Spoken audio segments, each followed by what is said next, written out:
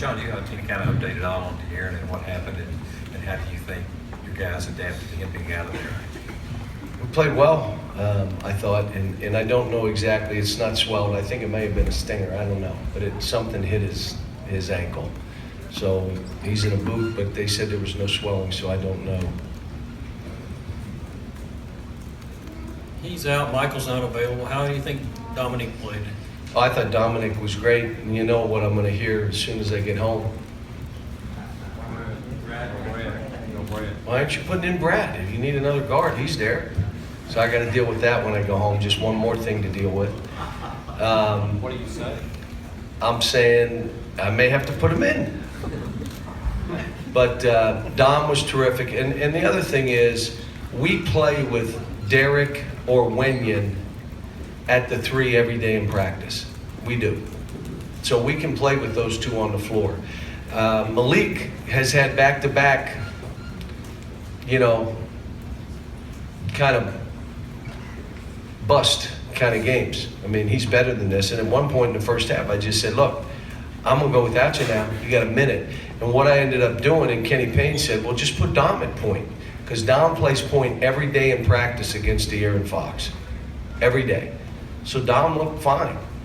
Again, Dom had 7 assists and 2 turns, and 1 was late when no one on the other guys could get open for him. So he did fine. I thought Derek and Wenyan, again, they're just giving us so much now.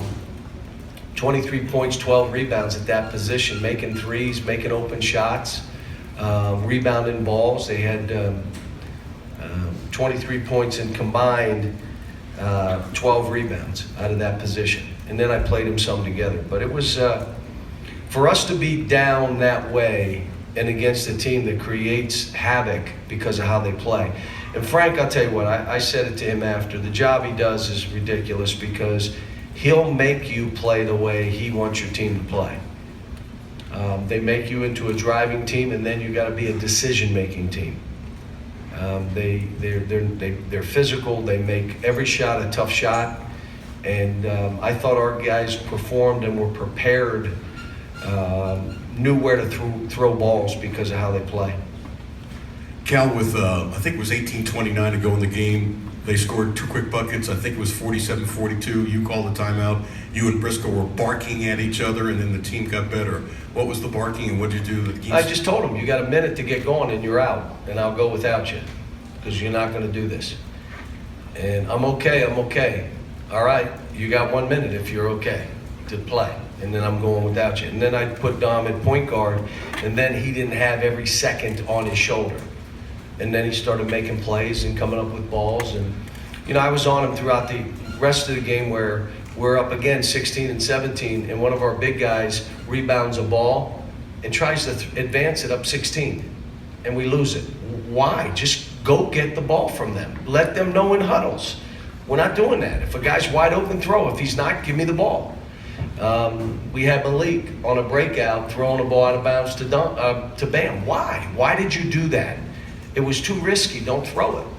And those are things that we just have to learn because every time we do it, we let the team back in the game. And, that's a team going to win a lot of games. I mean, there was a lot of stuff that happened in our league today, crazy. But let me say this, it's happening all over college basketball. It is hard to be at your best every game. And if you're not, you get beat. And that's the hardest thing in what we're doing with all these young kids. I thought Isaac was terrific today. I told Bam after the game, you're too nice. I said, I'd strangle a couple of these guys that aren't throwing you the ball. If I was you, I would. You're so nice, you don't say anything.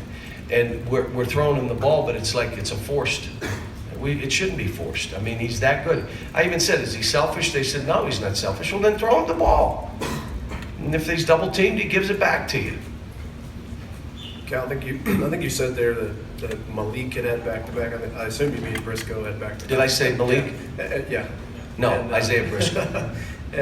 Malik today didn't, obviously, he bounced back a little bit. What was different about him other than the ball going in the basket? It's been unbelievable work the last week, man. He's put in time. He's mastering his craft. We had a great practice. film session, I go up to my office and I shower and I look back and he and Isaiah Briscoe are like in a full body sweat getting a workout in. That's what we need to see. I mean, you know, my job is to get them to come together. Their job is to be responsible for themselves. Like Isaiah knows this isn't about me or barking, or it's how he played. And he said, I'm not playing well, I gotta get this going. And we're not the team we need to be unless he's playing well. I mean, he had no points today, come on. Backs into points. I mean, he had nothing today, and that's okay. I mean, we still won, and he was happy as heck in there, but you know, there's a concern for him. You know, now it's like, come on, I know I'm better than this. The kid had 7 turnovers. What? 7 turnovers, and he's not the kind of kid that does that, not the kind of player. John, it seems like a couple of weeks ago or a few weeks ago, you were hoping Winion or Derek would step up. It looks like both have. How about Derek's dunk? I mean, that was crazy. No, they're both stepping up, and they're, you know, I also held them accountable and said, look, if you guys can't get this done, I'll play a small lineup or I'll play a big lineup. It's on you. And they're getting better. I mean, the biggest thing we do here is we make these kids be responsible for themselves, and then we bring them together. A bunch of unselfish kid. I thought, again, Malik Monk, you know, he shoots 17 or 14 balls and scores 27. It's crazy. I mean, he's not out there just jacking balls, but I gotta let him go some because he just does some crazy stuff. Not being selfish, he just can score. If your son is one of the next options, at what point do you bring Diallo into the mix, and why would you resist that? Because I'd want to play Brad, mainly. And I would tell you that if I have to play Brad, we're going to play some more zone. All you guys out there, you basketball bennies, saying that he never played zone. I played some zone today. How'd it look?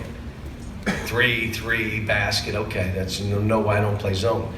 But no, we're not. That's not even in the cards. He's working hard. I mean, he's been here 3-4 days, and you know, we have a kid on campus who knows him and say, man, look at him. I mean, he's getting better. He's, you know, he came here for a reason. He wants to be his best version. How good can I get? How good can I be? What I want him to do is I want him to go after Malik and Isaiah. He's really good on-ball defender, like really good. Like, go after these guys, make them better. If they're not practicing hard, make them look bad. But yeah, he's not in the mix. Any other questions?